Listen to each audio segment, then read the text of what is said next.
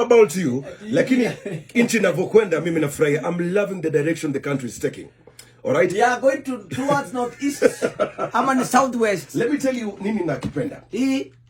Umeona vile sasa hivi serikali inapiga vita madawa ya kulevya, inapiga vita shisha, inapiga vita utumiaji mbaya wa pombe. I love it. Pombe inapigwa vita wewe. You know, ilianzia na bibi ya Gachagua. Yes. Rigi G, bibi yake ndo alianza kimchezo tu makitambo.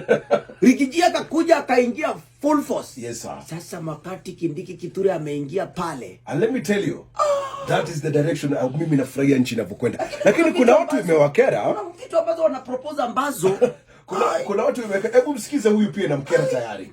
Pombe ile haki watu wakunywa pombe. Sasa ni kuambia watu wasikunywe pombe bwana. Hatuwezi tozea kumaliza zizi zote.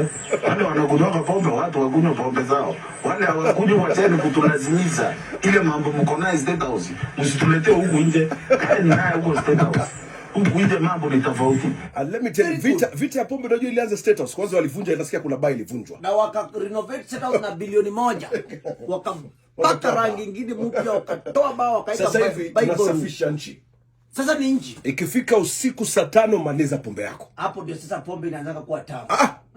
Anza mapema. Kuna maliza pombe by saa 5 usiku enda nyumbani. Mimi ni msemaji wa walevi ambao wanajielewa. Mimi siongelei walevi ambao wale walevi ambao tunajielewa kama spokesman. Kuna vitu ambavyo hamwezi gusa. Yes. Saa 5 ndio sasa DJ ameanza kuweka sasa afrobeats kidogo. What if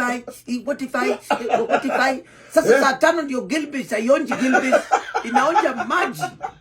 Saa 5 bia sasa inaonja soda Fanta kabisa, bia tamu. Saa 5 sasa ndio stories imeshika sasa. Yes. Saa 5 ndio kale kamrembo umeteka kameanza ku open up. Yes. Okay, I like you. Oh my God. Saa 5 hata mrembo hajaingia box, mtaka twende nyumbani aje. Yes.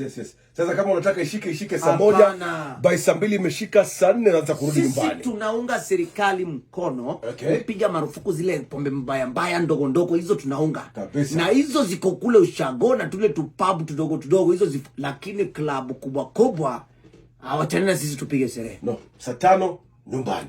Mimi I support. Kwani tukitoka saa 11 atuendangi nyumbani?